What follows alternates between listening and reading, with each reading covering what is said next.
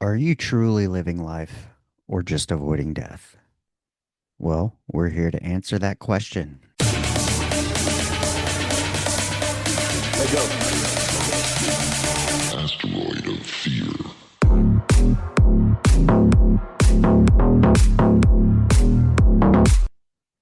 And welcome to Unfiltered Friday here at the Men of the House podcast. And if you have kids in the car, you might want to pause for the cause and revisit this whenever they're not around. This is going to be a deep one. So, welcome back. It's Friday. Good morning, good afternoon, good evening, depending on what time it is. But yes, thank you for spending your time with me. Our most valuable asset. But this is going to be a deep one. And if you listened to last Unfiltered Friday and thought it was a little wonky, it's going to all start making sense as I've had time to reflect on it. And I think I can um, elaborate and articulate a little better what's going on. And depending on if you follow me, how in depth you follow me, and what you know, and how many episodes you listen to, you will know I've been trying to figure this out for a while. My whole life, I guess. So, yeah, for starters, it's been like I feel different than everyone else. Why am I different than everyone else? Um, and there's many reasons, there's lots of different things that kind of make it up. Oh, little pause for look at this for the listeners or for the viewers and listeners. Haircut, no more man bun. It's gone. Got it high and tight, looking professional over here. Not quite military. It's regulation though. Not the beard. But yeah, let's jump back into the story of why did I always feel different? What is wrong with me? Because a lot of you might be thinking that.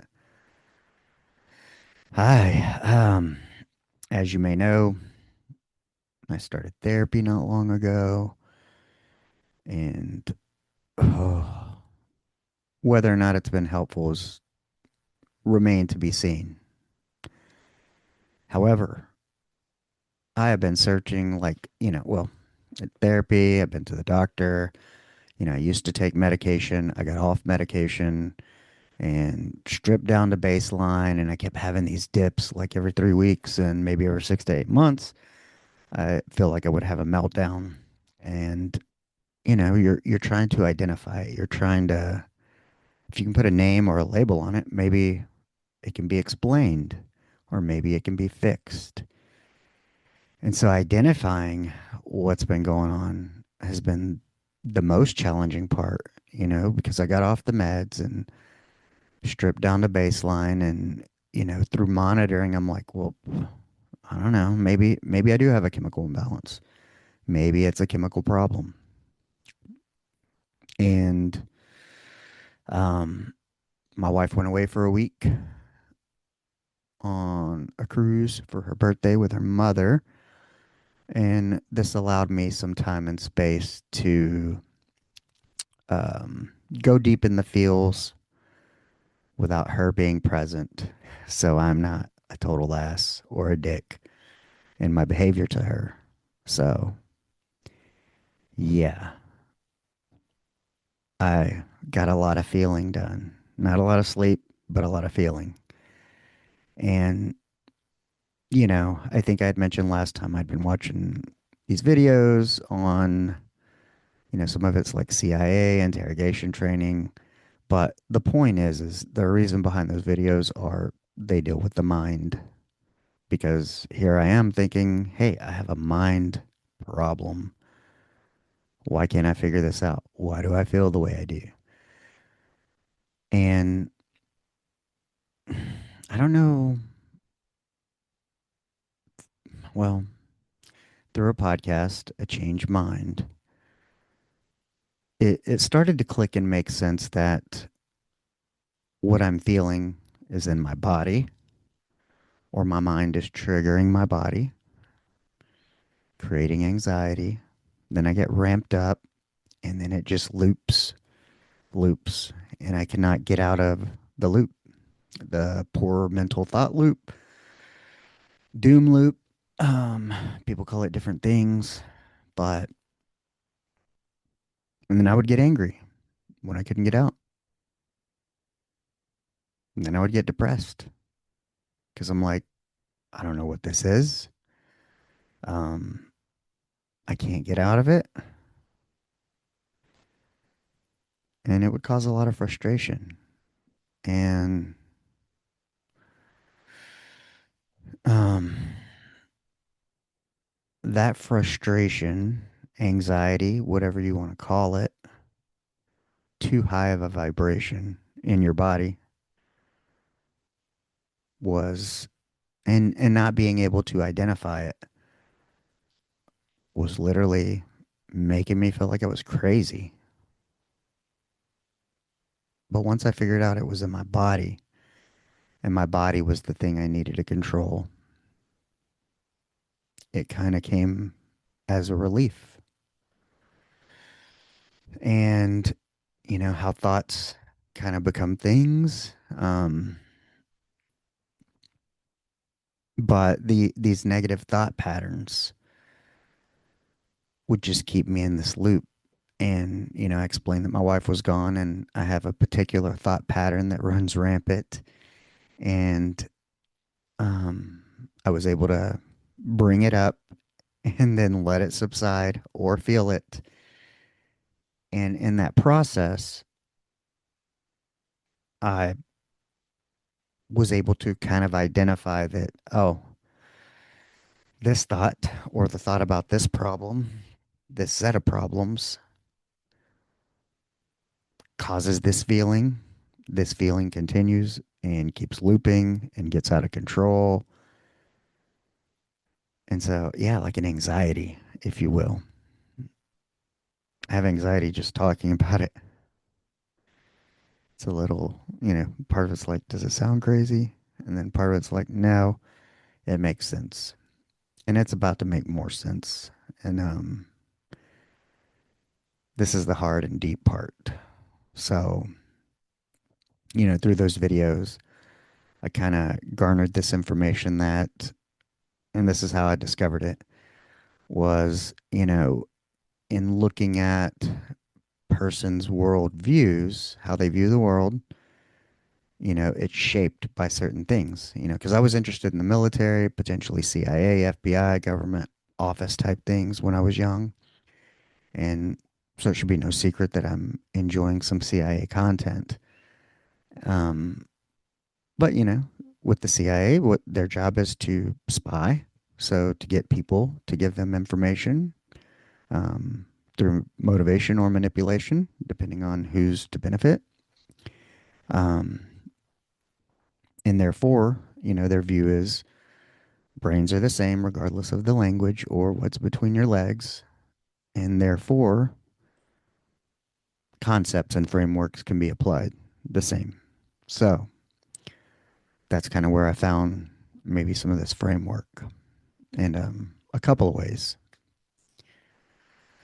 Um, so that's kind of part one. Part two was I have an interview. I don't know if it's released yet. They've all kind of jumbled together in this discovery process, but I did an interview with someone and he had talked about, you know, what's a food that no matter how it was prepared, you would never eat it. Because it was like this proposition of something. I don't know what we were talking about. And I said eggs. I hate eggs. And he starts telling me that, hey, he's inviting me and there's going to be this egg dish. And as he said that, my shoulders kind of sank. I sank down into my chair for you viewers. And that was the first time I noticed, oh, my body language is showing outwardly what I feel internally. And then fast forward like a day, maybe. My wife and I are talking. I have trouble sleeping.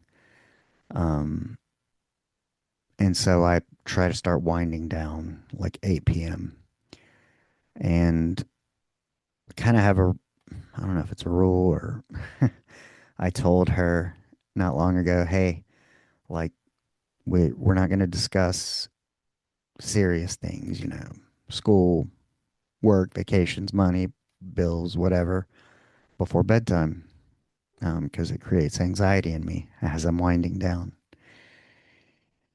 And she mentioned something to me that was on the anxiety level.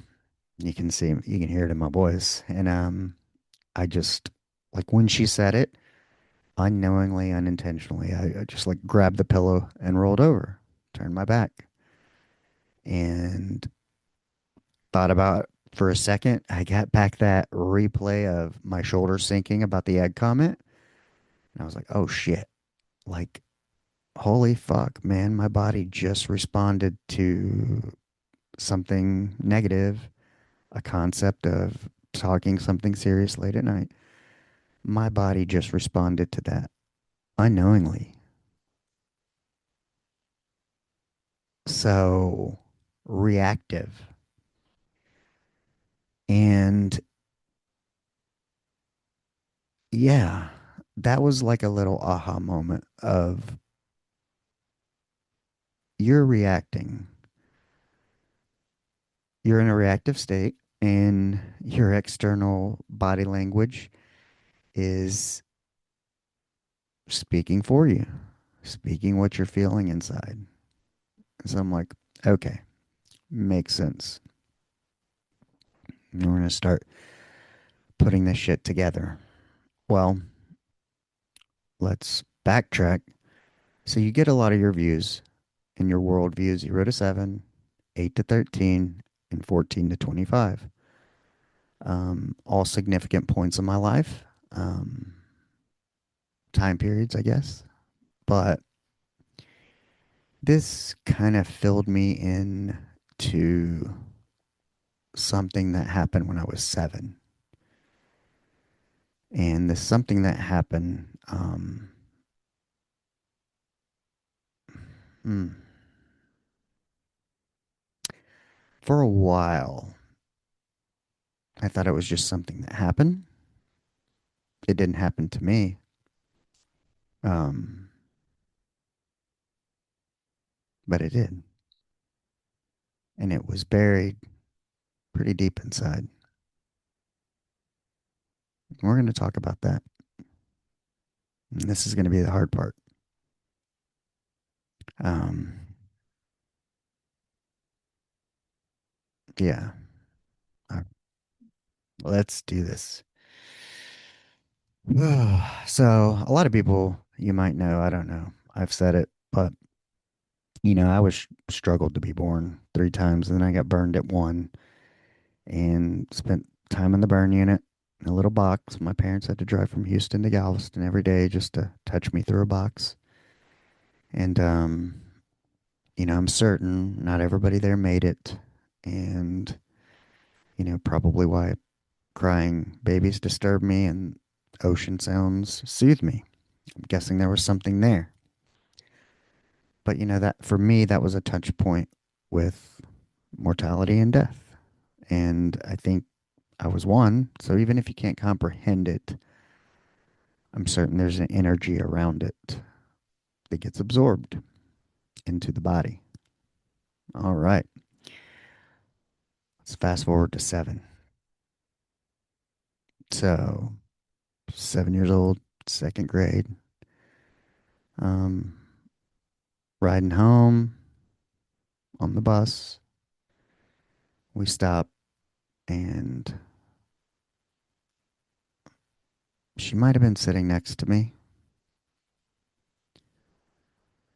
She got off the bus, and she's crossing a 4-lane highway. I believe her mom worked at the gas station or something. I think she lived in my neighborhood or across the street or something. Her mom was at a different place, so she was getting off at a different stop and had to cross the highway. And I guess the parking brake failed on the school bus and it ran over her while we were on the bus. And then, of course, everything slows down. We're stuck on the bus while it's, I guess, being investigated, etc., cleaned up. And yeah,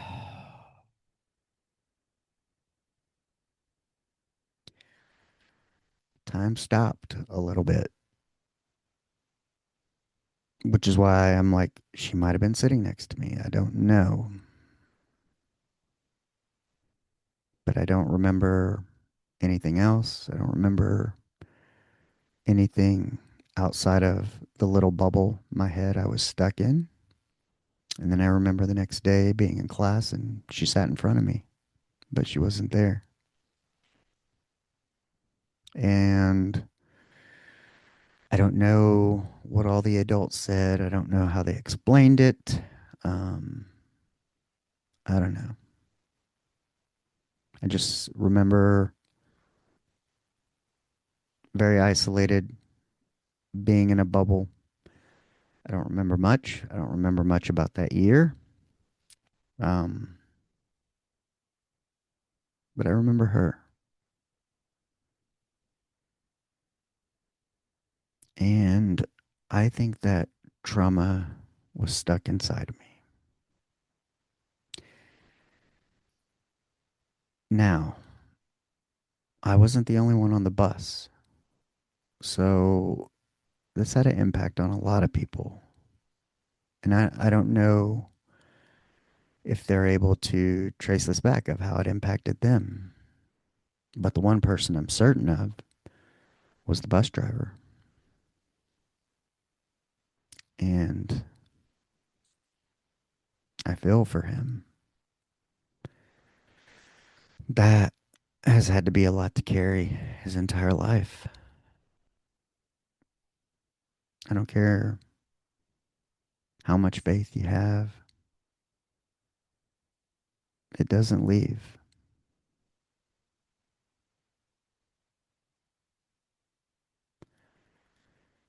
And so I was able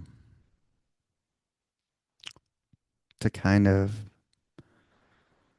come up with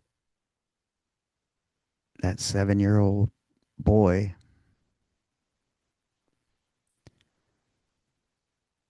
is this where the damage is.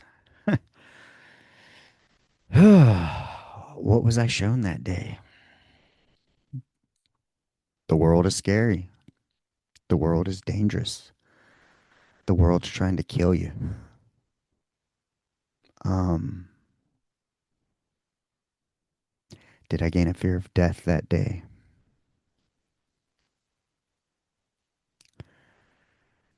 Uh, hmm,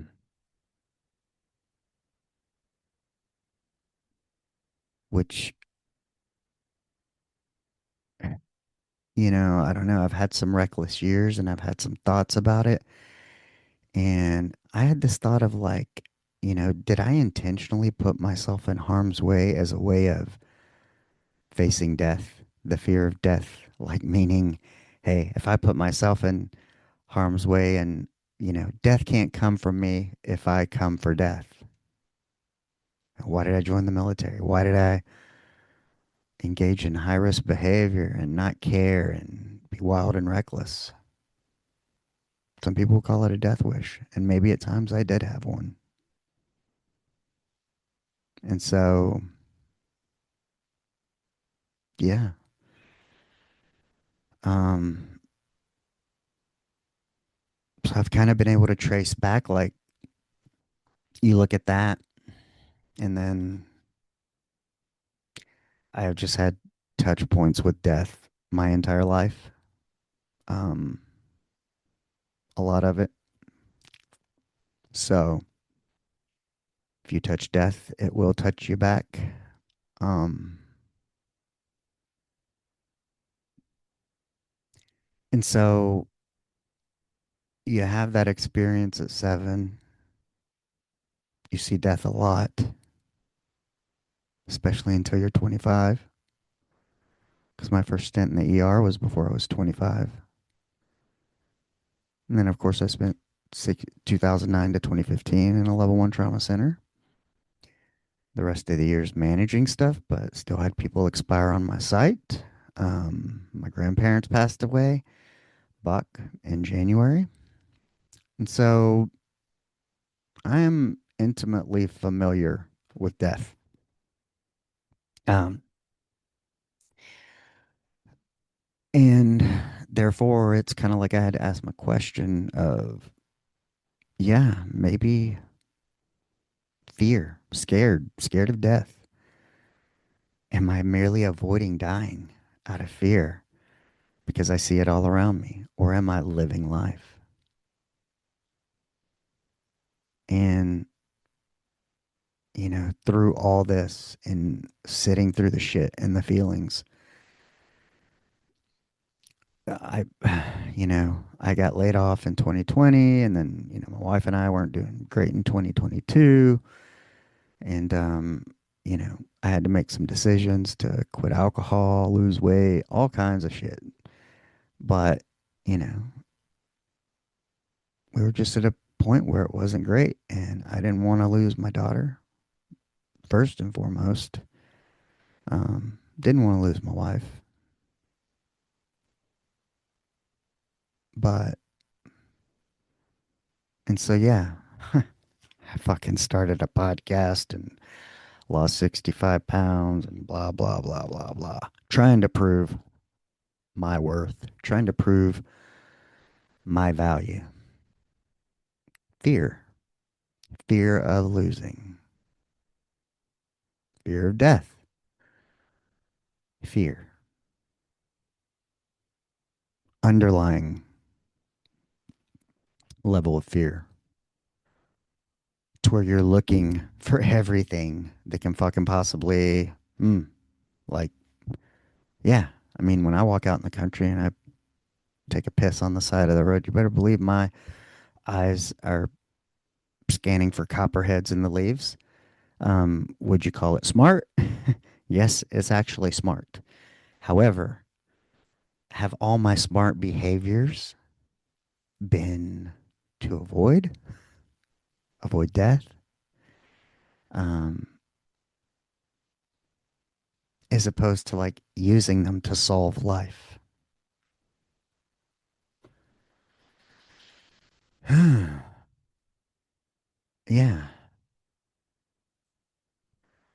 Yeah, because my anticipation of things is what made me good at my job in the ER, what made me good at dealing with things, reacting to things, solving problems like a master reactionary. I mean, that's what you do as a manager. You fucking solve problems. Um, and it was like I could always solve everybody else's, but not my own. And, it's because I thought it was a mind thing, but it's a body thing. That fear and that reactive state, I can feel it inside of me now. Just talking about it. I know it's not the place of peace and love and um, creation where that comes from. It's like, have I been playing to not lose versus playing to win? I always thought I was playing to win, but now I'm not so sure because have I been living out of fear and just avoiding death? Has that driven all my decisions? Discovering this, the best way to explain it is like, imagine I'm an iPhone and um, I had no idea the little 7-year-old boy, that app was open in the background, running, using up memory, using up battery, using up storage space. Maybe the thing preventing your system from updating, you go to update your iOS system and it's like, oh, you must delete this much space, you must do this, you must do that before it can update. Yeah, I've had this fucking app running for 42 years in the background. No idea that it's running. No idea that it's potentially driving every emotion, decision, then action. Every emotion I feel, every decision I make, every action I take. It's like fucking being hijacked by a puppeteer. Because then you go, why did I do this? Why did I do that? Typically we do shit to avoid pain, death, whatever. We don't want to be in pain. Well, newsflash, you have to sit through the pain to solve it.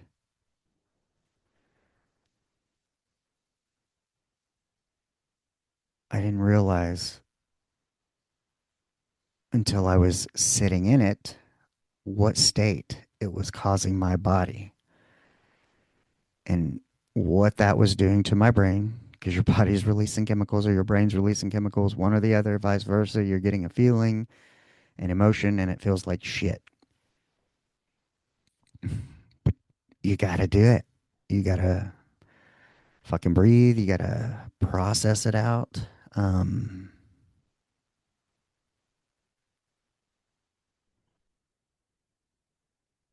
yeah. I mean, I look, you know, two sides of my family, all addicts and outlaws of all kinds, from jails, 1% motorcycle club, heroin, alcohol, weed, all of it. So think about this.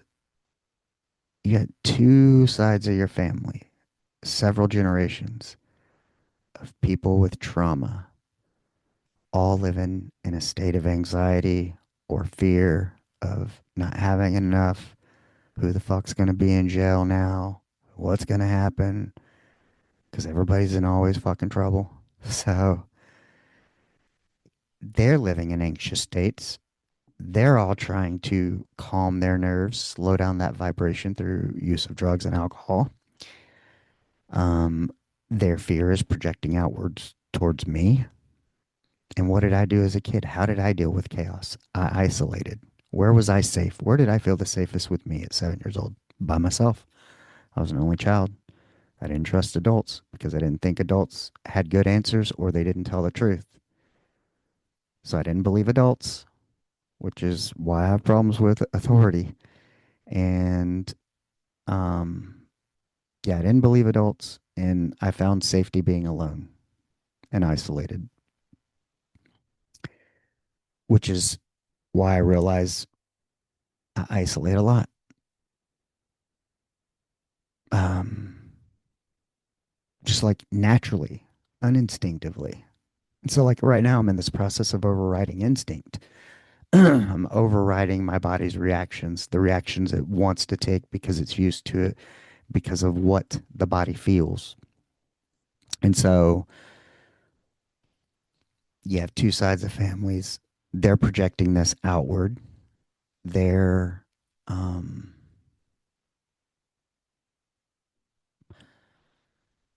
so I'm picking that up. Yeah, they're living in an anxious state. Um, I have found family members OD'd, maybe 8 or 9 years old. You don't think that fucks somebody up? Um, so I look at all this and, they're like, well, what'd you do to feel safe? Um, Isolate. What did I do to make friends? I don't know. I just tried to be myself. And what did I do to get rewards during that time? Because typically as adults, we model that back. And for me, it was achievement, you know? Well, one, I was already premature and being burned and all that bullshit. My parents are like, you're never going to be like everybody else. You're never going to be normal like everybody else. You're going to be smaller. You got asthma. You can't play football. You can't do this. You're never going to be like everyone else. You're going to have to fight just to be normal, just to be baseline, like everybody else. Um, so you take that. and then getting rewarded for doing well. And oh, let's marry it with a little fucking trauma. And you wonder why you get a fucked up overachiever, people pleaser. Yeah. So here I am all these years thinking it's in my mind. But then, as I'm going through all this, dots start connecting. Well, guess who liked weed and alcohol to calm their nerves? You got it. This guy who had thumbs and loved some JMO and marijuana. This guy. But I was finally able to connect. You're fucking trying to soothe yourself, your nervous system, because it's out of fucking control. Everything, everyone around you has been out of your control your whole life. Why did I thrive in the military? Why did I thrive in restaurants? Why did I thrive in the emergency room? Chaos. I could manage the chaos. I could be still in the chaos. I could keep my wits in the chaos. I was good in chaos. Very proficient. Ask anyone. I can manage fucking stress like no other until I couldn't. You know, Andy Stump from Cleared Hot always says everybody's cup is capable of a certain amount until it overflows. Some people just have fucking bigger cups, you know? And we don't determine when and how it overflows. Um, but maybe I reached a breaking point, you know? It's like that shit was my superpower until it was not. And then, you know, I look back 3 years ago and I'm like, I don't want to lose my daughter. Fear, fear. I remember also when I was 9, um, I remember one of my friends we were riding bikes. He got stung by a red wasp and he started having an allergic reaction to it and was having troubles breathing. And as an asthmatic, not breathing is like the biggest fucking thing. And so, um, I was always so fucking scared of bees and wasps, but did not want to get stung because I was always like, oh man, if that happens to me and I can't breathe, I'm gonna fucking die. Think about that. Fear. Meanwhile, I think it was like 2 years ago, I got stung for the first time at my mother in law's house. I was walking in from the patio from journaling and coffee in the morning, and I went to open the door, and they have a plant next to the door, and a wasp flew off the plant and stung me on my finger. Fucking burned. But and I won't know if I'm allergic till I get stung a second time. Maybe I should get an EpiPen. Um, because you know your first sting, your body doesn't pick it up as foreign, but now that it's had the toxin, if I get stung a second time, my body will either say, "Oh, I recognize that," or "I don't recognize it," and try to fucking kill me. So, uh, yeah, you see the theme here. It's kind of multi-themed, but it's really about my life. And if you've listened to every episode, congratulations to you. You have seen a real time, real life fucking growth journey of me trying to figure this out, what it's about, why. Um, because now that I feel like I have this, I feel like I've spent my whole life going, what the fuck is wrong with you? What the fuck is wrong with you? Why are you this way? Why do you feel this way? You're not like everybody else. Of course, I've been told that, but um, for me, there it's fucking depressing to know or feel like something's wrong with you, but you can't identify it. I mean, it led me to feeling suicidal. I don't want to sugarcoat it. I do not want to lie. Um, I feel like I have to tell you guys, the listeners, the world, the truth, so I'm not fucking lying to myself. But yeah, I was suicidal, and I Thought it was depressed. I thought I thought it was all these things until I realized, oh, be super fucking aware of how you're feeling at any given moment throughout the day. Because you're either in fight or flight or rest and digest. You're in one or the other. Or I like to call it love. You're either fight or flight, anxious, reactionary, fear, or you're in love, creation, positive. You feel good. Like for me, giving my wife a hug, it's soothing. She's comforting. Um, that's what it feels like. So it's like becoming super aware of how you're feeling at any given moment. And then if you feel like you're in fear or reaction, why? Why? Is it something you're thinking? Is it a bad thought loop? Typically, sometimes that's how it starts. Um, and some things affect you more than others. It depends on if you define and assign meanings to it. It's like now I can talk about my layoff and it doesn't even fucking bother me. It's like, whatever. It was a blessing in disguise. Um, I don't miss the circus, but I miss the clowns, and I still get to see the clowns, so it's all good. But yeah, there are other things in my life that aren't resolved fully and are still going to take time. My wife and I having issues 3 years ago. It's still a work in progress, but we've been together 19 years. It's always a work in progress by the day, by the minute. And I'm super proud of us for trying and working and her putting up with me through all this. I know it has not been easy, and I have put her through hell. I wish I hadn't,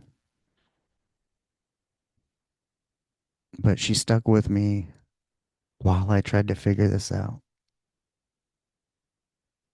That says a lot about her and who she is as a person and her love for me, which I'm grateful for. But, it's like, how did I know? Like this reactionary, I was in this state. Well, um, one way I'm going to tell you is sometimes when my wife would call, I would get like, and then I'd be like, why don't I want to talk to my wife? Why am I having that reaction to my wife calling me? I'm supposed to be your best friend, your lover. Talking to her is supposed to soothe you. When you first start dating somebody, you can't fucking wait to talk to them. You stay up on the phone all night with them, texting all nights of the hours, fucking losing sleep, going to work tired, school tired, whatever it is you're doing because, man, you were really into that person and that person made you feel good. Well, I wasn't getting that. I was like, I didn't want to talk to her, kind of. And I knew it was wrong. And I had to go, why do I feel this way? I know it's not right. Why do I feel this way? And it was just her and I had some unresolved shit. And it was coming through in my actions and my body because the call was only one part of it. Remember when I told you I rolled over when she mentioned something to me? That was my body reacting.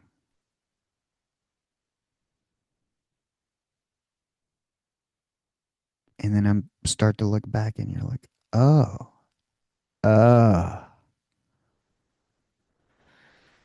yeah. So for at least the past 3 years, that fear of losing my daughter drove me to this place. And I was like, fuck. And you start to look back and you're like, when were all the times you were in this fight or flight? And what decisions did you make? Or that baseline of fear of seeing people die, seeing people with their throats closed, everything. You name it, I have seen it. I've held people's legs, their ears, their arms, detached from them, iced them, sent them to pathology. Um, Not much bothers me. Or it didn't. Or, a lot there you have to, um,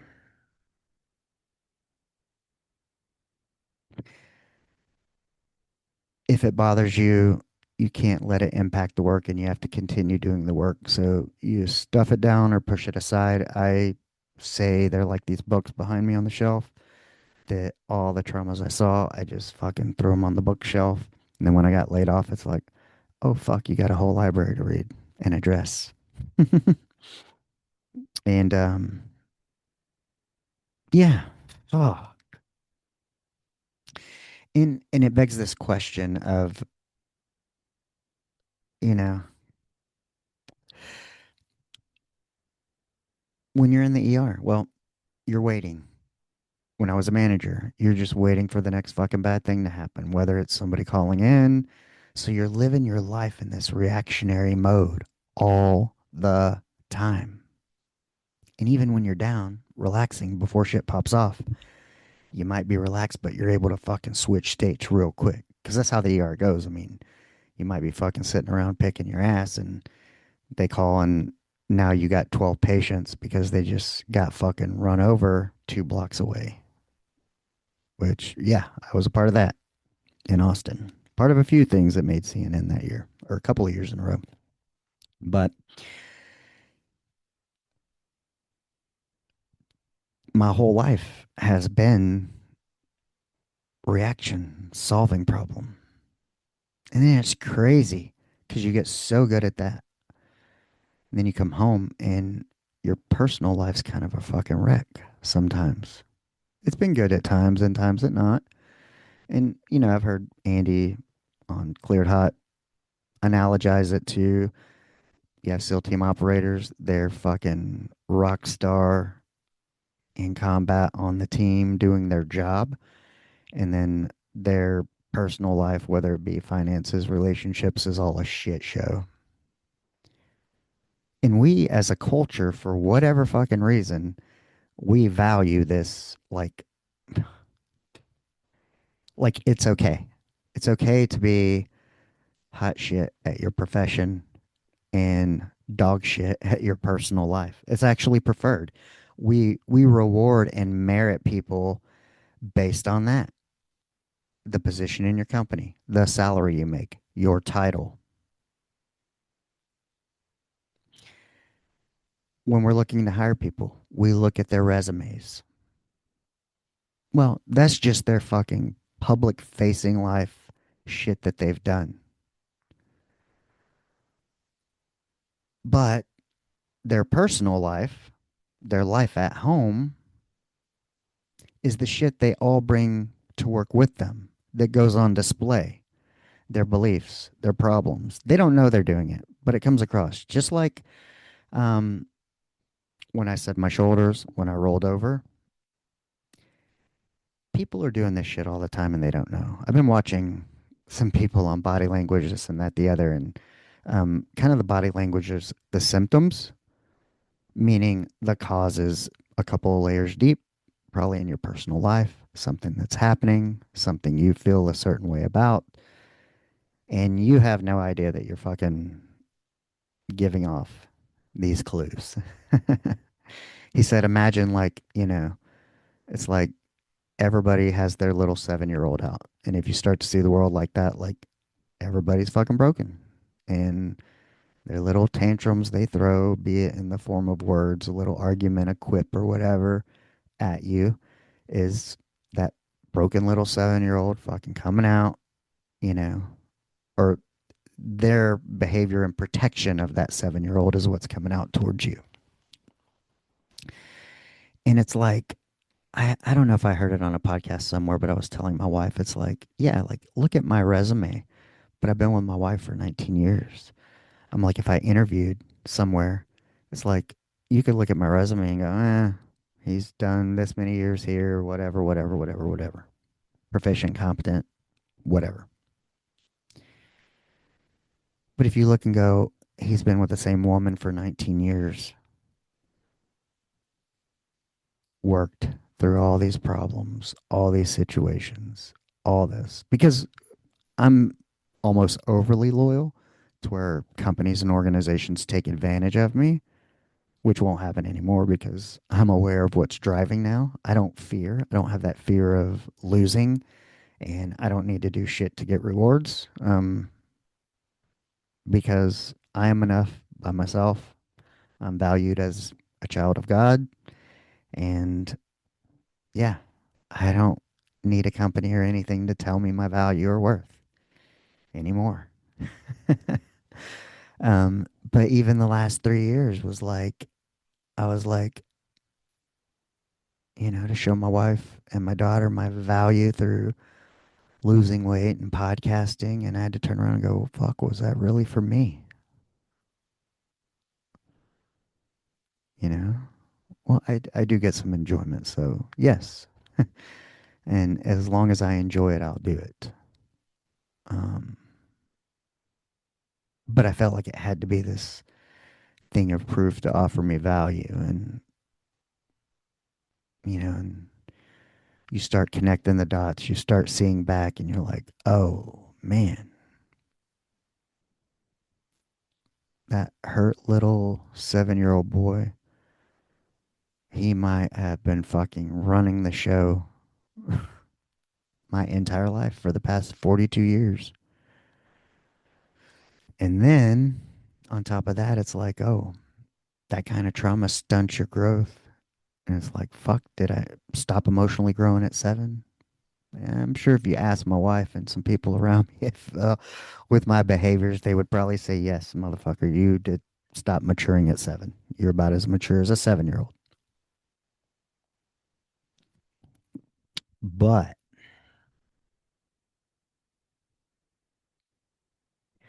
if that were true, then I'll be somewhat of a competent, proficient, adultish 7 year old. But it also means I got a lot of room for maturity, which is positive. I mean, I can grow into a way better person if that's allowed. Maybe I should be thankful that my emotional maturity was stunted at 7 because, you know, as at 49, approaching 50, I could truly say I'm young at heart because my growth was stunted by trauma. Yeah. Another way I knew it wasn't normal was when I told somebody about me being on the bus that ran over the girl. I could see the reflection of somebody's face, and um, that showed me that it wasn't normal. It wasn't as normal as I made it out to be, and it did have an impact. But I don't know if maybe that was the one last little inner shadow person I needed to address to be free and move forward in life. But I feel like it's a game changer. I feel like it changes everything. Um, I don't, other than expecting the best and being happy, and um, yeah, life's going to look and be a little bit different.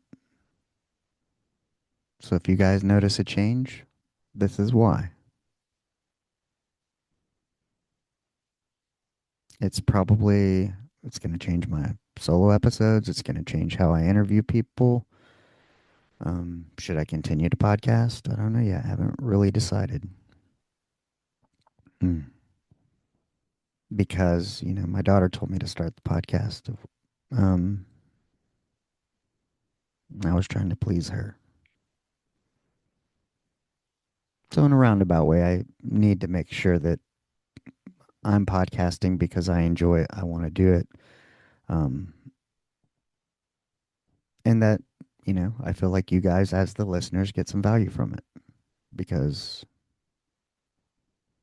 yeah, while I'm not out to people please or anything like that, I'm still a person of service. I still have a deep seated love for people, and I still want to add value to them and help them figure out, or if I can. For so long, I felt like incapable of helping others because I hadn't figured myself out. And I feel like this offers that window that I finally have figured out something about myself that I needed to, that feels more complete now. And now I feel like I could potentially help others um, with some of their issues. So, yeah, that's where we're at.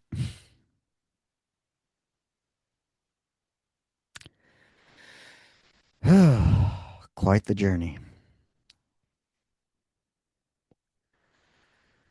So, I don't know if all that made sense or it sounds like a bunch of craziness.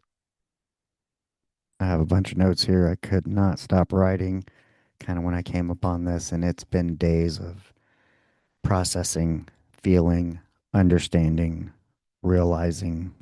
Um, for a lot of people, some of this stuff is going to sound hippie woo woo, like manifestation type shit, because it's kind of in that realm.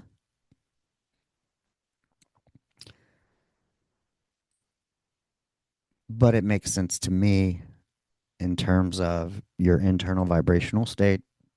For me, anxiety is like vibration high, like twisting up a guitar string till it's about to fucking pop. And that's why, yeah, booze and drugs and alcohol and sex and whatever else to try to ease that feeling up. Um, Not understanding that your brain and the shit you're putting attention on is what's causing that vibration, that state. And you can't be in two states at once. So you're in fight or flight or you're in rest and digest. So one thing's driving the decisions or the other thing is anger and fear or love and creation. For me, it's kind of been boiled down as that simple. How do I feel and why? What am I thinking about and why? Does it matter and why? Can I do anything about it and why? And then you can start going, oh, I can't do shit about that at the moment. Like my wife was on a cruise. If I couldn't talk to her about what I was feeling, then what's the fucking point of worrying about it? So I journaled like, hey, I feel this. Logically, I cannot do anything about it. So let's think about something else that either needs to get accomplished or something I want or something positive, and let's tackle that. And then when problems arise, um, we recognize how they make us feel. And then you pause without reacting and make sure when you react or whatever, it's from a positive space. Yeah. That way, a negative emotional state, low vibration state is not puppeteering, hijacking, driving, and trying to ruin your fucking life. Because it will. Yeah, I thought I was like, maybe I'm depressed. Mm, maybe I'm fucking crazy. Mm, no, it wasn't that at all. It's your body is in a state of fight or flight, and you're reacting to everything because you had some unresolved shit. And I'm gonna tell you something. This past week of drumming all this up, sitting through the shit, I am fucking. My body feels destroyed. The body keeps the score. That bug, that shit holds up in your body. It makes you sick. Will give you illness. I feel like I did a marathon. So, I mean, if you know depressed people who have trouble getting out of bed, that's why. Emotions take up a lot of physical energy. Thinking. Thinking causes emotions. Emotions require energy. The body and brain like to be efficient. That's why it's fucking hard to do new shit because you have to override the habit of easing into the thing that's easier, that has no resistance. You know, if you're used to eating fucking Doritos instead of reaching for a healthy option, well, guess what?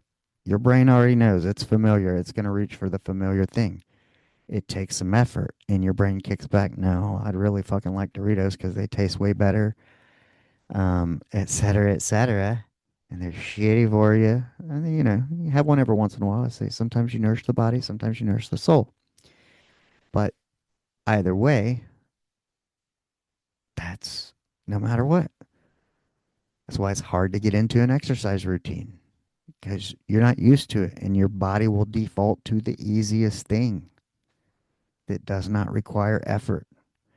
And in a world where we're always tired and everything's competing for your attention and everybody's operating in a state of reaction and they don't even know it. And so, of course, they're fucking tired. And that makes change even more difficult. So, yeah, that's what I've come up with. Um, and that's going to be what I'm working on to keep in check. And of course, as the journey continues, I will continue to keep you guys updated on Unfiltered Fridays if I continue to podcast, and interviews will be the same, and hope they'll be enjoyable. And um, but yeah, everything will be approached differently. It's like I have to pause and go, okay, let's put the correct driver in the driver's seat. Not the little 7-year old boy who's scared and hurt and has no idea what's going on. And you know, let's make sure that that person's driving the decisions and, you know, not the 7-year old little boy. There's another funny thing on that and belief systems as it relates to money. Your belief about money, well, my dad used to always say money was evil and that the people who had it were crooked, probably meaning politicians and shit. And so I grew up with that. But then also my dad, in the 80s and 90s, he was a slave to the beeper and always getting paged. And, I was able to have nice things and whatever I wanted. But half the time I really just wanted him there. And I hated the fact that he was getting paged all the time. And so, my belief about money is it's evil. Um, the people who have it are crooked, in that um, the person I wanted was being called away all the time to make it. So you can see how it would have a negative context to me. But that's switched. Money is a tool, it's a resource. It can be used for good or bad. It all depends on the person. People are evil. Yeah. especially in a capitalist nation. So everything becomes about that. Every everybody's value is based on, a status, a bank account number, followers, this, that, fake bullshit, shit that doesn't matter, shit that they're not taking with them when they die. So it's like they're fucking dummies. But, you know, I was subject to being a dummy once. I'm not impervious to the influence of evil, the outside world, the capitalist nation, and, you know, the fact that the world wants good little minions to go out and perpetuate capitalism for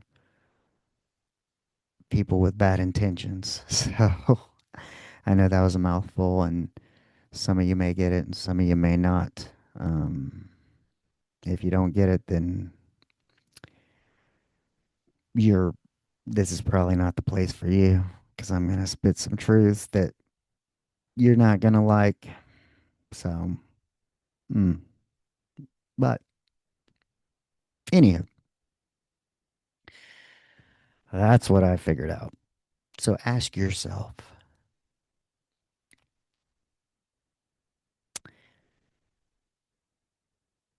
are you avoiding death or are you living life? Remember to like, subscribe, share the episode if you enjoyed it. Let's get the message out. If it resonates with you, have a private accountability group, Facebook and WhatsApp if you're interested. Um, I'm guessing, yeah, things are going to shift a little bit. I think I have a little more intention. Um, or, well, everybody's just going to be getting a more true version of me. Even me. I feel like I met the real me.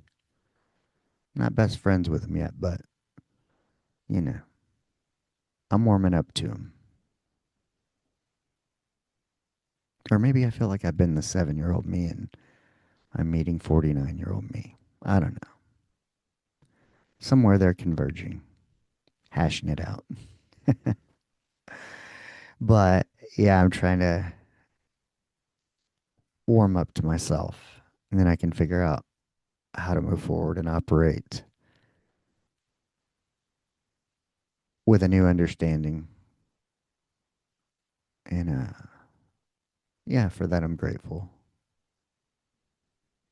Yeah, reach out. I hope to hear from you, especially if this resonated with you.